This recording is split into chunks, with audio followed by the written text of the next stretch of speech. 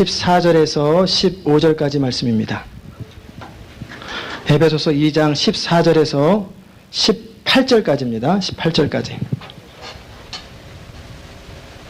한 목소리로 에베소서 2장 14절부터 18절까지 한 목소리로 봉독하겠습니다. 그는 우리의 화평이신지라 둘로 하나를 만드사 중간에 막힌 담을 어시고 원수된 것 곧 의문에 속한 계명의 율법을 자기 육체로 폐하셨으니 이는 이 둘로 자기 안에서 한 새 사람을 지어 화평하게 하시고 또 십자가로 이 둘을 한 몸으로 하나님과 화목하게 하려 하심이라. 원수된 것을 십자가로 소멸하시고 또 오셔서 먼 데 있는 너희에게 평안을 전하고 가까운 데 있는 자들에게 평안을 전하셨으니 이는 저로 말미암아 우리 둘이 한 성령 안에서 아버지께 나아감을 얻게 하려 하심이라. 아멘.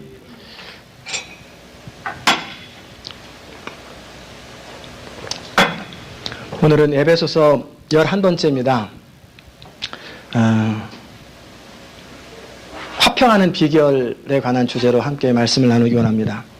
우리 교회 앞으로 1년 동안 그리고 평생 계속되겠지만 1년 동안 집중적으로 기도하고 우리가 추구해야 될 내용이 뭐냐면 사랑과 웃음이 넘치는 교제예요. 우리 지난 1년간에는 우리가 교회가 시작되면서 예배 그리고 양육 그리고 하나님의 사람으로 변화되는 부분을 체계화하고 시스템화하는 작업을 많이 했습니다. 그와 동시에 이제 대그룹 날개와 함께 소그룹, 셀그룹의 그 날개가 함께 있어야 교회가 건강해집니다. 하나님을 향해서 하나님과 우리 사이에 건강한 관계가 되면서 동시에 그리스도 안에 있는 형제 자매가 함께 사랑과 웃음이 넘치고 함께 만나는 것이 즐겁고 나의 모든 것을 함께 털어놓고 이야기해도 부끄럽지 아니하고 서로 끌어안아줄 수 있는 함께 있는 것만으로도 즐거운 그런 모임, 그런 공동체가 될 때 교회는 아름다운 천국과 같은 공동체가 됩니다. 우리 교회에 주신 비전은 바로 사랑과 웃음이 넘치는 교제, 말씀을 통해서 사람들의 상처가 치유되고 아픔이 감싸지는 교회예요. 이민교회에서 흔히 또 한국에서도 이런 일들이 참 많지요. 상처를 주고 상처를 받는 문제들이 많습니다. 많은 사람들 마음에 아픔이 있어요. 그들 마음에 응어리가 있고 원통함이 있고 풀지 못한 한이 있어요. 어렸을 때부터 가족으로 받았든지 아니면 교회 안에서 받았든지 그런 아픔이 있는 사람들이 이제 그 아픔을 피해서 다른 곳에 가서 정착하고 또 적응하려고 보니까 그곳에서도 그런 비슷한 모양을 보게 돼요. 그러면 자라보고 놀라면 소뚜껑 보고 놀란다고 또 지레 겁먹는 거예요. 어느 분은 그런 분도 있어요. 개척교회 하도 개척교회 뛰어가지고 힘들어서 부담돼서 개척교회 좀 편안한 교회 가고 싶다. 좀 신경 안 쓰는 교회, 좀 안정된 교회 가고 싶다. 또 어느 분들은 목사님에게 상처를 입은 사람들은 목사님들 바라보면 다 그렇게 보여요. 전부 다 그 사람들이지. 뭐 새로운 사람이 있나. 그런 어떤 자신의 상처로 인해서 다른 사람 바라볼 때 그렇게 보이는 거예요. 그래서 어쩌다가 좋은 목사님을 만났어요. 그런데 이전에 상처받았던 그런 뉘앙스 조금만이라도 비치면은 거봐. 그러면서 이 마음을 탁 닫아버립니다. 성도 간에도. 내 안에 있는 상처가 치유되지 않은 상태에서 그런 비슷한 것을 바라보면은 벌써 아파요. 다른 사람은 그냥 지나갈 수 있는 문제인데 아무렇지도 않은 이야기인데 그것이 나의 마음에 그렇게 아픔을 주는 거예요. 우리 모두는 다 상처가 있고 우리 모두는 다 나름대로 컴플렉스들이 있어요. 열등의식과 컴플렉스는 못난 사람들만 있는 게 아니라 세계에 살고 있는 모든 사람들, 세상에 지금까지 살았던 모든 사람들은 자기 나름대로의 컴플렉스가 다 있어요. 대통령도 또 상대적인 기준이 있기 때문에 다 컴플렉스가 있게 돼 있어요. 이 컴플렉스는 하나님 안에서 우리가 누구인지를 발견하고 하나님 안에서 내 자신이 용납되고 용납하는 법을 배울 때 있는 모습 그대로 자유로워질 수 있어요. 어느 부인에게 대화를 하다가 이런 얘기를 한 적이 있어요.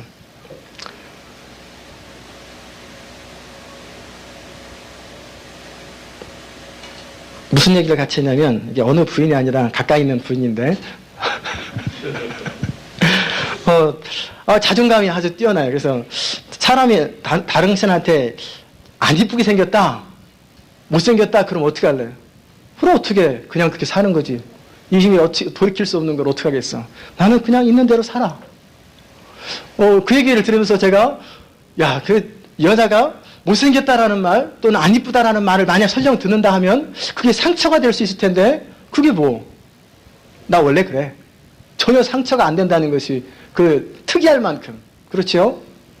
근데 그렇게 자기 자신에 대해서 그 상처를 받지 않을 수 있는 그 비결이 뭘까? 자기 자신을 용납하는 거예요. 그럼 우리가 우리 자신을 용납할 수 있는 비결이 뭡니까? 하나님 안에서 내 자신을 보고 내가 하나님 안에서 용납되어진다고 하는 사실을 발견하는 거예요. 그리고 하나님 안에서 내가 용납되어질 때 또 다른 사람들이 용납되어지는 거예요. 그것이 바로 하나됨의 비결입니다. 우리가 알아야 할 것은 사람이 2명 이상, 3명 이상 모이면 그곳에는 반드시 갈등이 있어요. 갈등이 없는 공동체는 없어요. 우리는 하나된 공동체라고 할 때 전혀 갈등이 없고 항상 만장일치, 공산당이니까 모든 것이 일치, 마음속에 전혀 갈등이 없는 그런 유토피아를 꿈꾸지만 그런 공동체는 없어요. 항상 나와 다른 사람들, 나와 스타일이 다르고 배경이 다르고 습관이 다르고 문화가 다른 사람들이 함께 모일 때는 부부 간에도 항상 갈등이 있기 마련이에요. 기질도 다르고. 하나 된다고 하는 것은 갈등이 배제된 하나됨이 아니라 서로 다른 것들을 용납하는 법을 배울 때 하나 되는 것을 경험하는 거예요. 많은 사람들이 하나 되자고 많이 이야기합니다. 데모 할 적에 보면은 막 이렇게 하면서 하나 되자. 우리 다 같이 하나 돼요. 중앙이는 하나 되자 훌라훌라 하면서 이렇게 훌라훌라 하면서 하나 되자라는 그러면서 화염병도 같이 동시에 던지고 하나 되자는 이야기를 참 많이 했어요. 저도 많이 했고. 근데 하나가 안 돼요. 제도를 만들어요. 아무리 하나 되자고 하는 기구가 있고 운동이 있어도 하나가 잘 안 되는 거예요. 그래서 하나 되기 위원회들 만들고 하나 되기 운동을 본부를 만들어도 안 돼요. 그 안에서 분열이 있어요. 어떤 분들은 하나 되기 위해서 그럼 당신과 나 사이에 적대 감정을 내려놓고 앞으로 잘 살아보자. 새로운 미래를 열어보자. 그럼 합의를 합니다. 그러나 겉으로 볼 땐 합의가 된 것 같은데 여전히 그 안에 갈등이 있어요. 상처가 치유되지 않았어요. 마음이 안 풀리고 이제 각오를 하고 작심을 해서 크리스찬으로서 용서하자라고 다짐을 했는데 용서가 안 되는 거예요. 다 알지요. 용서해야 되는 거 알고 하나 되어야 되는 거 아는데 안 되는 거예요. 부부든 교회이든 국가든 하나됨을 정말 경험하면은 만족이 있고 행복이 있고 강한 추진력이 있어요. 그런데 어떻게 그렇게 하나 될 수 있을까? 오늘 그 하나됨의 비결을 성경은 가르쳐주고 있어요. 정답은 뭐냐면 그리스도만이 우리의 화평이다. 그렇게 되어 있어요. 그리스도는 우리의 화평이신지라. 예수 그리스도만이 우리의 화평을 가져다 주시는 분이요 우리의 화평이세요. 그리스도를 떠나서 진정한 의미의 화평은 없습니다. 이 땅에 하나님을 파괴하는 것이 바로 죄이기 때문에 그래요. 죄라고 하는 것은 사람과 사람 사이에 원수 관계를 놔요. 그래서 죄가 들어오면 사람과 사람 사이에 적대 감정, 그리고 하나님과 사람 사이에 원수 관계, 그 적대 감정이 생기게 만드는 거예요. 죄가 사람 안에 들어오면 먼저 자기 자신한테 관심을 두게 만들어요. 자기 중심으로 모든 것을 생각하고 자기 중심으로 모든 것을 결정하게 돼 있어요. 그리고 자연스럽게 교만하게 돼요. 죄는 사람으로 하여금 하나님 말씀을 청종하고 따르기보다는 스스로 판단하고 내 인생에 내가 주인이 되고자 하고 내가 마음대로 하고 싶어하는 그런 마음을 줘요. 그리고 사람들한테 인정받고 찬양받고 어느덧 자기가 마치 신처럼 굉장히 점점 가다 보면은 신이 되어버리는 거예요. 그게 바로 그 사람 안에 있는 죄성이에요. 늘 자기에게 관심을 가져주고 그리고 자신의 권리를 주장하고 그리고 자신의 이익을 우선하는 것이 죄에 빠진 인간의 모습이에요. 회사에서도 고용주는 노동자에 대해서 자기 권리를 주장해요. 내가 회사를 설립하고 나 없으면 너 굶어 죽어. 노동자들은 우리 없으면 당신 돈 누가 벌어주는데 하면서 노동조합을 만들어서 역시 끊임없이 자신의 이득과 권리를 얻으려고 몸부림치죠. 결국 시기가 있고 반목이 있고 내분이 있고 갈등이 있어요. 근데 사람들은 그 갈등의 근본 원인을 잘 몰라요. 그래서 제도를 만들어요. 기구를 만들어요. 그 미국의 그 제도, 입법, 사법, 행정, 그 대통령제를 중심으로 한 입법, 사법, 행정부가 3부가 서로 견제하면서 인간의 죄인인 걸 알기 때문에, 잘못된다는 걸 알기 때문에 서로 견제하기 위해서 만든 제도예요. 그나마라도 이 땅에 있는 동안에 가장 좋은 사람들이 생각하기에 그런 제도라고 그러죠. 그게 왜 인간이 견제하지 않으면 안 된다고 하는가. 그래서 부득이하게 만드는 것이 그런 제도들이에요. 그런데도 역시 그 제도가 있어도 갈등은 피할 수가 없어요.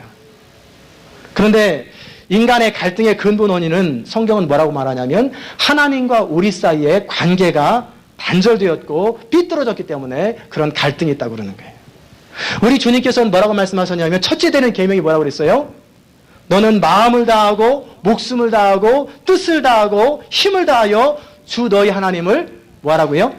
사랑하라. 둘째 계명은 뭡니까? 그 다음에 내 이웃을 내 몸처럼 사랑하라. 그런데 사람들은 하나님과 관계를 일단 제쳐놓고 사람들과의 관계 속에서 하나 되고 사랑하려고 노력하니까 해결이 안 되는 거예요. 현대사의 비극은 첫째 계명을 내려놓고 둘째 계명을 몸부림치면서 지켜보려고 노력하는 거예요. 그러니까 안 되지요. 내 이웃을 내 몸처럼 사랑해야 된다고 성경은 말하고 있는데 문제는 내가 내 자신을 몰라서 내가 내 자신을 사랑을 못하는 거예요. 칼빈의 기독교 강의 첫 머리에 보면은 하나님을 알 때 인간을 알 수 있다고 되어 있어요. 인간은 자기 자신을 가장 잘 알려면 하나님을 잘 알면 내가 누구인지를 알고 내가 누구인지를 점점 알아갈수록 하나님을 더 알게 되고 그러니까 하나님 모르면 나도 모르고 나도 모르면 하나님도 몰라요. 그러니까 신학이라고 하는 것은 하나님과 인간에 대해서 연구하는 학문이에요. 우리가 하나님을 온전히 알기 전까지는 내가 누구인지 잘 몰라요. 그러므로 나 자신을 온전히 사랑하지 못해요. 왜요? 그러니까 성형수술도 하는 것이고 컴플렉스도 있는 것이고 내 능력의 한계에 대해서 비참해하고 자꾸 자기 자신에 대해서 불만족하는 거예요. 내가 요거 귀만 좀 이런 분은 없겠지만 귀는 잘 안 보이니까 코가 조금만 높았더라면 눈이 조금만 이뻤더라면 키가 좀만 컸더라면 공부를 좀 잘했더라면 끊임없이 자기 자신에 대해서 요구사항이 많아요. 있는 그대로 용납이 안 되는 거예요. 그러니 나를 내가 사랑하지 않는데 어떻게 다른 사람을 사랑하겠어요? 네 자신처럼 남을 사랑하라는데 나도 나를 안 사랑하니까 다른 사람은 물론 안 사랑하지요. 사랑하는 것처럼 보이는 것 뿐이에요. 그래서 우리가 하나님과의 관계가 회복되지 않은 채 인간관계는 하나 될 수 없고 회복되기 어려워요. 인간은 하나님을 떠날 때부터 죄가 인간을 사로잡고 있어요. 하나님을 떠난 인간은 만족도 없고 행복도 없고 평안도 없어요. 그래서 이사야 57장에 보면 뭐라고 나와 있냐면 요동하는 바다와 같다. 악인은 요동하는 바다. 여러분 파도가 왜 치는지 아세요? 제가 오늘 책을 봤는데 파도가 치는 이유가 뭐냐면 지구의 중력과 달의 중력이 서로 엇갈리면서 이게 파도가 친대요. 뭔가 당기는 힘이 있어서 파도가 있고 바람이 분다는 거예요. 그럼 파도가 크게 출렁출렁거리는 것처럼 악인에게는 늘 요동함이 있다는 거예요. 늘 흔들린다는 거예요. 그 마음에 고요가 없어요. 그와 동시에 파도가 치고 나면 파도가 잔잔해지면 어떻게 됩니까? 해변에 온갖 찌끄러기가 다 모이는 것처럼 소용돌이가 잠깐 머물고 있으면 지나고 나면은 그의 삶의 자리 가운데는 온갖 찌꺼기와 부패와 더러운 것이 가득 차 있어요. 그래서 우리 주님은 사람이 입으로 들어가는 것이 더러운 것이 아니라 입으로 나오는 것이 더럽다고. 그의 삶을 통해 나오는 것이 너무너무 더러운 찌꺼기들이 나오는 거예요. 그게 바로 하나님 없는 인간의 모습이에요. 마치 달과 지구가 서로 중력작용을 하는 것처럼 보이지 않지만 뭔가 움직여서 파도가 일어나는 것처럼 타락한 인간을 조종하는 세력, 강한 힘이 있어요. 거부할 수 없는 힘이 있어요. 그게 바로 마귀의 세력이에요. 보이지 않지요. 보이지 않지만 여전히 바람은 있고 보이지 않지만 저 바다 밑은 여전히 흐르고 있어요. 그런 것처럼 보이지 않지만 마귀는 끊임없이 우리를 노리고 조종하고 있어요. 근데 우리는 그걸 캐치를 잘 못하고 그냥 무시하고 살아요. 하나님을 떠난 인간은 안식이 없어요. 타락한 인간은 아담 이후에 하나님과 관계가 깨졌어요. 우리가 죄를 지었다라고 하는 것이 뭘까? 죄는 뭐냐? 1대1 양역에 오면은 불순종이라고 되어 있어요. 그리고 하마르티아라에서 관역을 빗나갔다. 타겟 동그란 마크 있죠? 그 타겟에 정확하게 가야 되는데 하나님의 말씀이 임하면 정확하게 타겟에 맞춰야 되는데 빗나가는 거예요. 엉뚱한 대로. 이게 바로 죄라고 그러죠. 그런데 관역을 빗나갔거나 불순종한 것, 그것만을 의미하는 게 아니에요. 죄를 지은 결과로 우리 삶에 다가온 것은 뭐냐면 하나님과 관계가 깨진 거예요. 그것이 치명적인 거예요. 죄의 결과 가운데. 죄 지은 인간은 하나님과 인간 사이에 화평이 없기 때문에 이제 원수 관계가 되었어요. 그래서 하나님도 싫어하고 하나님도 인간을 함께 할 수 없고 인간 옆에 갈 수도 없어요. 죄가 있어서. 적대 감정이 생기고. 그래서 죄가 없는 상태, 완전한 행복이 있었던 에덴 동산에서 쫓겨난 이후에 인간은 비참해지는 거예요. 에덴 동산에서는 완전한 평화가 있었고 완전한 자유가 있었고 그 누구도 하나님과 인간 사이를 회방하는 것이 없었어요. 그런데 하나님의 목소리를 들어야 할 인간이 다른 목소리를 들은 거예요. 그리고 나서 관계가 단절됐죠. 그리고 불행해진 거예요. 그 죄로 말미암아 인생의 모든 아픔들이 있어요. 이기심으로 말미암아 오죽하면 제가 미국 땅에 식량이 많이 있는데 식량값을 유지한다고 태평양 바다에 빠졌다는 이야기를 제가 들으면서 전 세계 수없이 많은 사람이 굶어 죽는데 쌀값을 유지하려고 물에 빠뜨려 버린다는 거예요. 그 정도로 우리 안에 이기심이 있어요. 몸부림쳐도 하나님과 우리 가운데 화평의 관계를 이룰 수가 없어요. 그리고 시도하지도 않아요.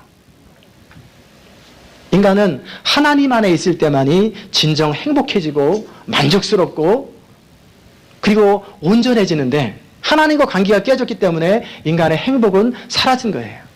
우리는 그냥 남편이 조금만 잘해주면 좋을 텐데, 부인이 좀 잘해주면 좋을 텐데, 좀 애들이 공부 좀 잘하고 좀 말 잘 들으면 좋겠는데, 좀 재산이 좀 많으면 좀 행복해지겠는데, 내가 이 직위를 좀 올라갔으면 좋겠는데, 나름대로 이것만 해결되면, 집만 사면은, 자동차만 사면, 뭐 문제만 해결되면 행복할 것 같은데, 그거 해도 행복하지 않아요. 그래서 솔로몬이 다 가져보고 나서 결론이 뭐예요? 헛되다.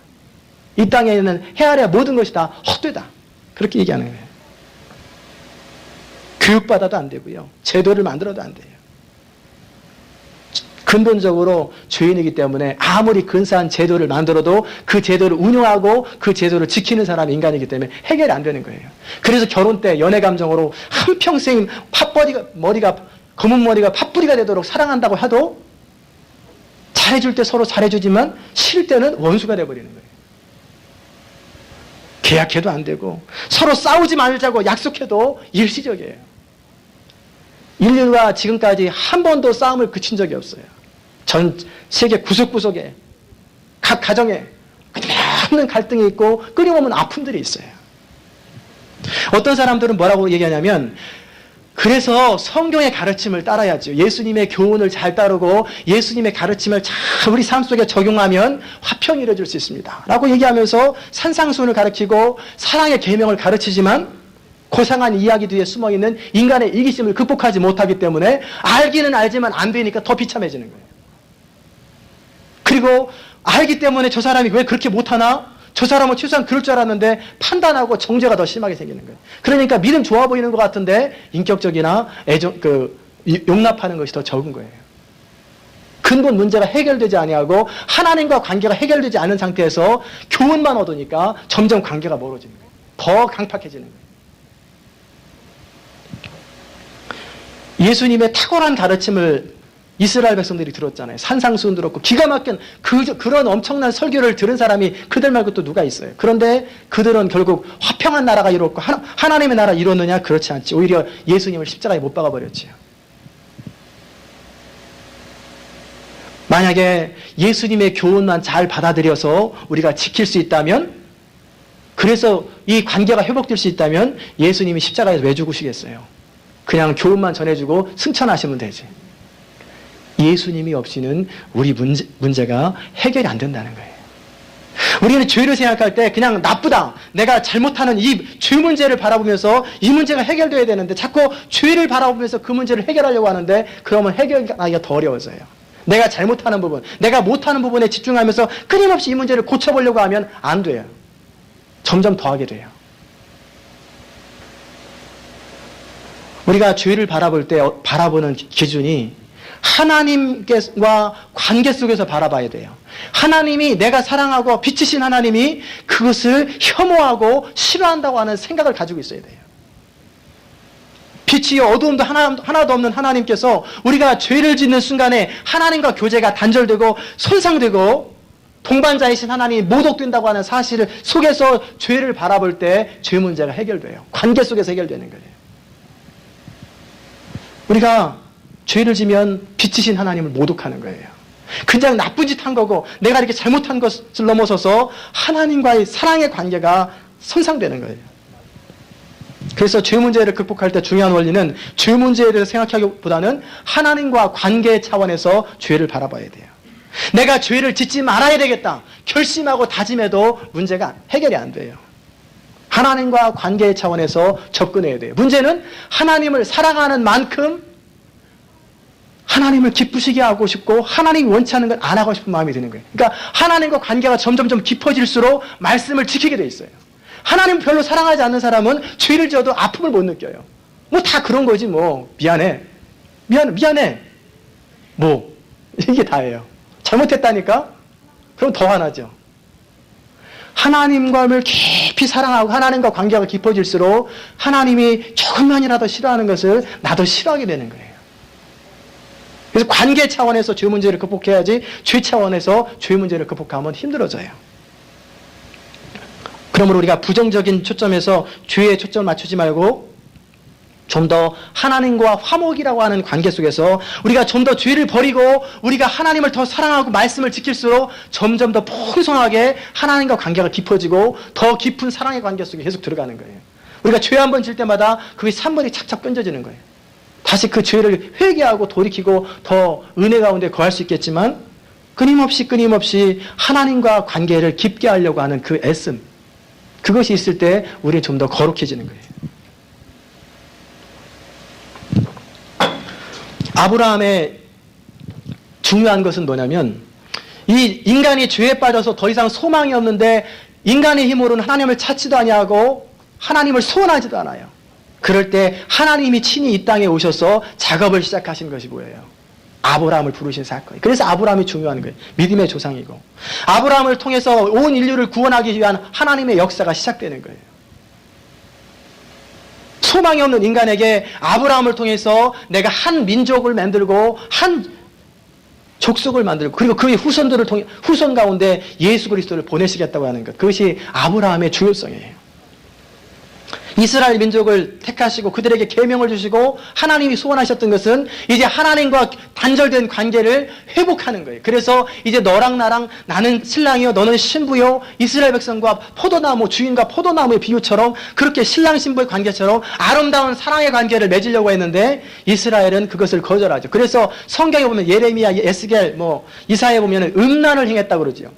푸른 나무 아래서 음란을 행했다. 전 처음에 그걸 보면서 이스라엘 백성들이 여자 남자가 거기서 무슨 음란한 짓을 저질렀나 보다. 처음에 그렇게 생각했어요. 근데 그게 아니고 하나님이 신랑인데 다른 우상을 섬긴다고 그래서 푸른 나무 아래서 우상을 섬겨요.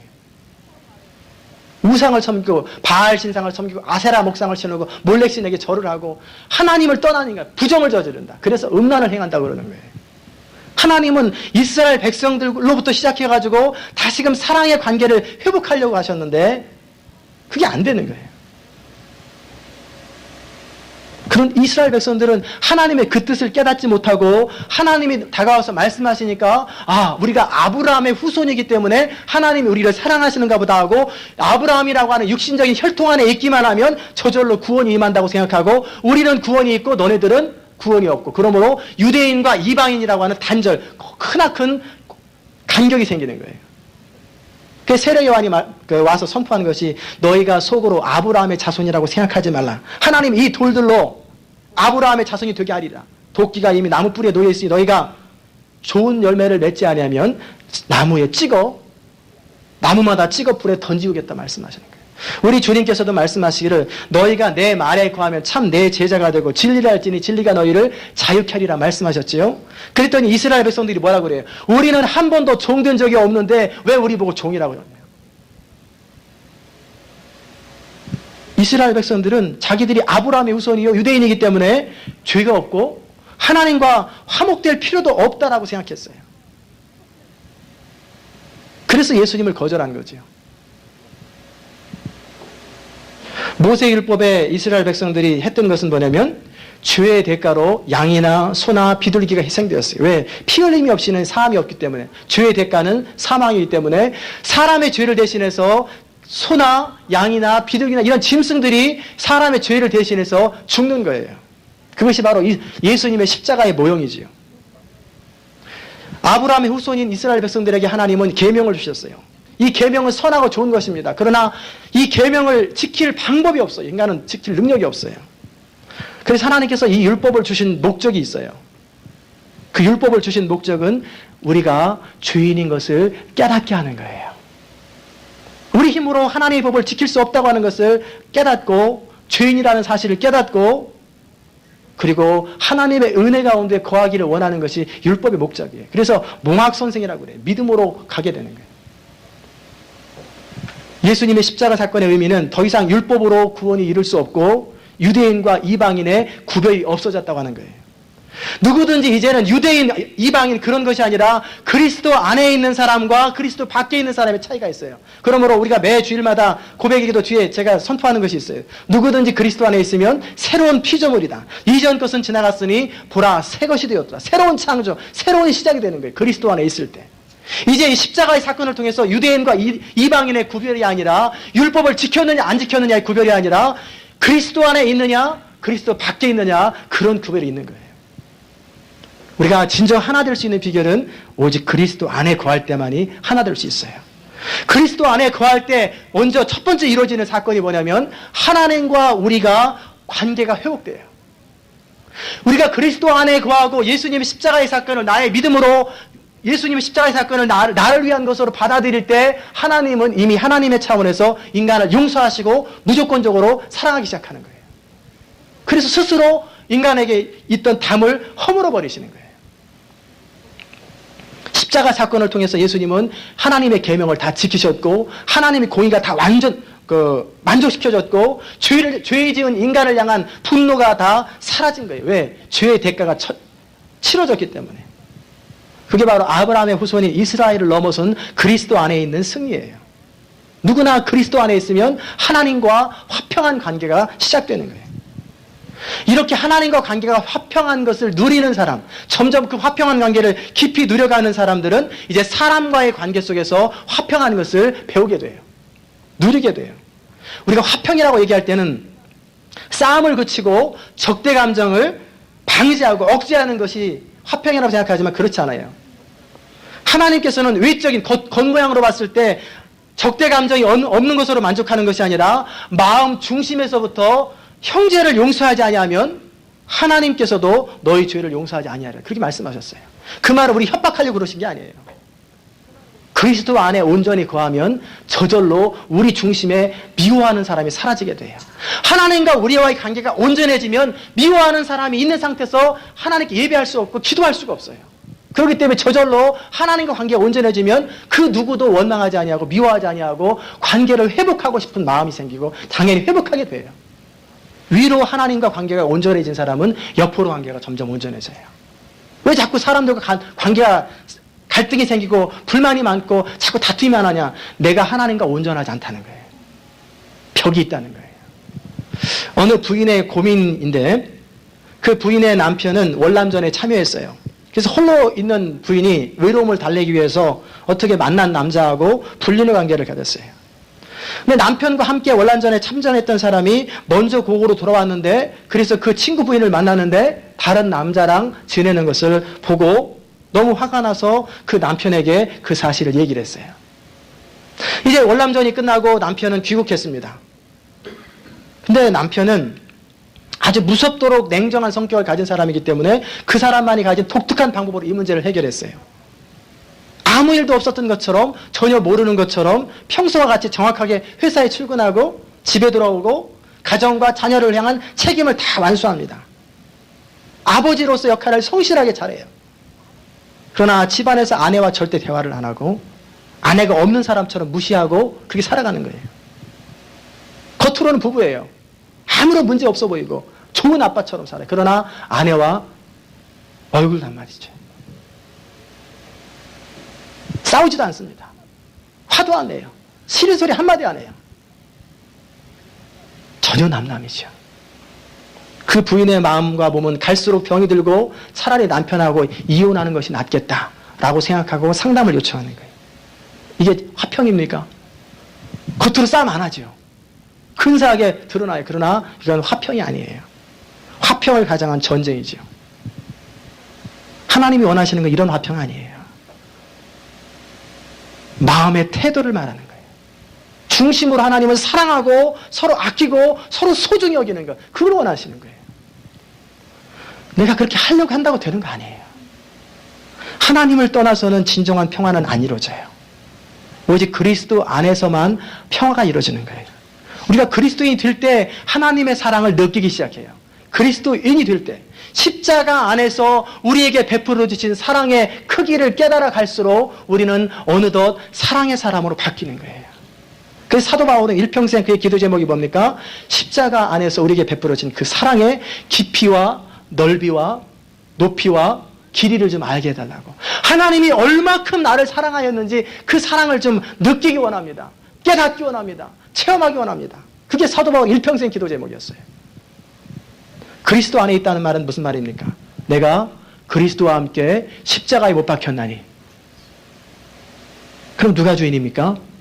내가 주인이 아니고 그리스도가 주인이에요. 내가 그리스도와 함께 십자가에 못 박혔나니, 그런즉 이제 내가 산 것 아니요 암송 구절로 열심히 암송합니다. 내가 그리스도와 찬양도 부릅니다. 그러나 여전히 내 삶에 내가 주인 노릇하고 있지요. 해결이 안 됩니다.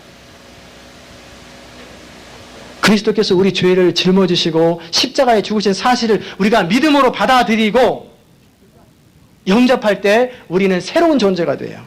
거듭난 사람이 되고 값없이 우리의 모든 죄가 그리스도에게 전가되어서 예수님께서 십자가에 채찍맞고 돌아가신 공로로 우리가 구해졌다고 하는 사실을 느끼면 느낄수록 우리는 하나님과 더 깊은 화평의 관계가 되는 거예요. 왜 사람들이 강팍하고 왜 이렇게 힘듭니까? 그 사랑을 몰라요. 하나님을 잘 모르는 거예요. 구약시대 사람들은 소나 왕이 사람들을 대신해 죽었지만 우리가 믿음으로 예수님의 십자가의 사건을 나의 것으로 받아들이기만 하면 우리가 하나님의 사람으로 바뀌는 거예요. 그 날마다 이제 점점 하나님의 사람으로 변화돼 가는 거예요. 이제 하나님과 우리 사이에 죄로 말미암은 장벽들이 사라지고 또 계명을 지켜야만 구원하는 그 계명의 그런 것도 사라지고 완전한 화평의 관계를 누리게 되는 거예요. 그래서 크리스찬이 날마다 하나님과 가까워지면 가까워질수록 그 화평이 이제 누려지면서 내가 누구인지를 발견하고 내가 얼마나 소중한 사람인지를 점점 발견하게 되는 거예요. 우리가 하나님을 알 때 우리를 알게 돼요. 이제 더 이상 마귀의 종노릇하지 아니하고 죄의 종노릇하지 아니하고 이방인이나 유대인이나 그 누구나 그리스도 안에 있으면 한 번에 지성소로 들어가서 하나님과 교제하고 대화할 수 있는 것. 그게 하나님의 사람의 특징이에요. 먼 데 있는 사람이 아니라 사람뿐만 아니라 가까운 데 있는 사람에게도 하나님은 평강을 주셨어요. 평안을. 모든 사람들은 다 그리스도가 필요해요. 우리가 바깥에서 보면은 겉으로 볼 때 근사해 보이고 젠틀해 보이고 그런 사람에게도 그리스도가 필요해요. 감옥의 죄수들이나 흉악범들에게도 그리스도가 필요해요. 이 세상에서 예수님이 필요하지 않은 사람은 하나도 없어요. 외적으로 볼 때 악하지 아니하고 선을 잘 베풀고 항상 도덕적이어 보이고 그리고 다른 사람에게 잘하는 정말 근사하게 보이는 사람들, 그런 사람에게 그리스도가 필요해요. 세상의 죄에 노출되어서 더 이상 그 옆에 가고 싶지 않을 만큼 치사한 사람, 너무너무 싫은 사람에게도 그리스도가 필요해요. 바울도 필요하고 빌립보의 간수도 그리스도가 필요해요. 우리가 그리스도 안에 있을 때만 진정 하나 되는 것을 경험하게 돼요. 한 몸 된 그리스도인이 사랑을 나누는 것, 그것은 오직 그리스도 안에 있을 때예요. 부부간에도 마찬가지입니다. 부부간에도 더 친해질 수 있는 비결은 점점 남편과 아내가 그리스도 안에 거할 때예요. 사랑의 트라이앵글이 있어요. 이쪽 남편, 이쪽 부인, 그리고 여기 하나님. 이 두 부부가 가까워지려면 하나님과 가까워질수록 점점 부부는 가까워져요. 그런데 하나님과 어느 한편이 멀어지면 점점 부부관계는 멀어지는 거예요. 남편이 하나님과 더 가까워지고 부인도 하나님과 가까워지면 어느덧 부부는 더 하나님과 가까워지게 돼 있어요. 부부끼리 서로 가까워지게 돼 있어요. 하나님과 더 깊은 사랑의 관계로 지나갈 때 그 마음 중심에서부터 사랑으로 가득 차게 돼요. 저는 결혼할 때 제가 약속하기도 하고, 약속이라기보다는 소원하기도 한 것이 있는데, 결혼할 때보다는 환갑 때 시간이 지나갈수록 더 깊이 사랑하는 사람이 되기 원합니다. 결혼 때 연애 감정은 1, 2년 있으면 다 지나가는데, 그런 거 말고 시간이 갈수록 더 깊이 사랑하고 정말 소중한 사람, 그런 사랑을 하기 원한다고. 그래서 기도도 하고 그렇게 했어요. 근데 지금 한 9년째 되거든요. 요즘엔 제가 집에서도 고백했는데 너무너무 사랑스러워서요. 점점. 특별히 더 나이가 들으면 들었지 더 젊어지지도 않잖아요. 근데 점점 마음에서 사랑의 감정이 계속 생겨서 제가 종종 하는 얘기가, 그대가 그대 옆에 있어도 그대가 늘 그립다. 시인의 고백처럼 늘 옆에 있어도 늘 갈급한 거예요. 손이라도 한번 만져보고 싶고, 늘 그냥 보고 싶고, 방에 있다가 뛰어나오는 거예요. 보고 싶어서 뛰어나오고. 신혼도 아닌데 어떻게 그게 될까? 저는 결혼하고 1, 2년 동안에 지독하게 싸웠어요. 너무너무 많이 싸웠어요. 너무 다르니까. 근데 우리가 어떻게 하나님과 부부가 또 형제 간의 모든 관계 속에서 화평해집니까? 하나님과 가까워지면 화평하게 돼요. 부부가 점점 하나님과 가까워지면 가까워질수록 부부 사이는 좋아지게 돼 있어요. 예수님은 이것에 관해서 산상수훈을 통해서 우리에게 가르쳐 주셨죠. 마음이 가난한 자는 복이 있나니 천국이 저희 것이며 그랬어요. 마음이 가난하다는 말이 무슨 말입니까? 자기 부족을 아는 거예요. 부부가 왜 싸웁니까? 교회 성도들끼리 왜 싸웁니까? 나는 너보다 나으니까 싸우는 거예요. 그렇죠? 왜 자꾸 목회자와 성도들이 싸웁니까? 서로가 서로에게 나는 너보다 낫다. 너 내 말 좀 잘 들어라. 좀 똑바로 하시오. 서로 자기가 낫다고 생각하니까 싸움을 하는 거예요. 그건 아직 그 마음에 천국이 없어요. 자기 부족을 알 때 하나님을 경험하게 돼요. 내가 얼마나 부족한지, 나같이 부족하고 나같이 악하고 나같이 한심한 사람, 세상에 나 같은 사람이 없는데 어떻게 나한테 이런 은혜가 베풀어지나. 세상에 나보다 못한 사람이 세상에 하나도 없고 어떻게 이렇게 악한 사람, 이렇게 초라하고 부족한 사람에게 이런 것들이 베풀어지나. 애들 보면 이런 아이들이 어떻게 내 자식이 됐지? 야, 이런 부인이 어떻게 내 아내가 됐지? 어떻게 이런 성도들이 우리 교회에 오시지? 너무너무 감사하고 막 감동하는 거예요. 저는 어제도 어느 분한테 제가 고백한 것처럼 우리 교회 성도들 보면 너무 감동돼요. 이 젊은 목사한테 뭘 또 배울 게 있다고, 뭘 내가 도움이 된다고 40대, 50대 이런 분들이, 저희 교회는 45세, 55세 그분들이 70%잖아요. 와요. 미안해요, 제가 괜히. 내가 해드릴 것도 없는데 왜 자꾸 오시나. 막 죄송하기도 하고, 내가 막 그냥 어쩔 줄 모르겠는 거예요. 어떻게 이런 분들이 오시지? 어떻게 이런 분들이 함께 우리 교회 안에 오시지? 막 그러면서 막 감동되는 거예요. 너무너무 그리고 죄송하고 괜히 막 미안해지는 거예요. 나 해드릴 것도 없는데. 내가 엎드리는 거예요. 주님, 그분들한테 뭐 해야 돼요? 나 할 거 없는데. 그래서 엎드리고.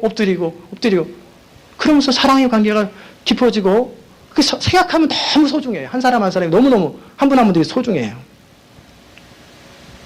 나같이 부족한 사람에게 어떻게 이런 은혜가 베풀어질까? 나 같은 죄인에게 어떻게 하나님의 은혜가 이렇게 나에게 임해질까? 왜 나 이렇게 행복할까? 나는 왜 이렇게 큰 은혜가 베풀어질까? 이렇게 살아가는 사람들은 그 안에서 천국이 경험돼요. 이런 사람들은 늘 애통합니다. 왜? 자기 한계 앞에서, 자기 무능함 앞에서, 자기 연약함 앞에서, 자기 죄 앞에서, 내가 얼마나 부족한 사람인가 앞에서 늘 애통하는 거예요. 나 같은 사람, 주님 불쌍히 여겨주세요. 나는 이거밖에 안 돼요. 그럼 늘 애통하는 마음이 있어요. 늘 애통하는 마음. 그러면 하나님의 위로가 임해요. 내가 너를 사랑한다. 내가 너를 사랑한다. 이 하나님의 위로를 경험하면서 서서히 온유한 사람으로 바뀌어가요. 온유가 뭡니까? 다른 사람의 입장을 헤아려 주는 거예요. 다른 사람 입장에 서 주는 것이 온유한 거예요. 온유라는 것은 성격이 부드럽고 유해 보이는 사람이 온유가 아니에요. 그런 사람은 점액질이에요. 그 점액질은 웬만하면 좋은 관계로 지내기 원하는 사람, 기질상 그런 분이에요. 진정한 온유는 다른 사람의 마음을 다른 사람의 입장에 자꾸 서주려고 해주는 거예요. 그게 다른 사람을 자꾸 이해해 주려고 하는 그런 마음들이 점점 깊어지는 그런 거죠.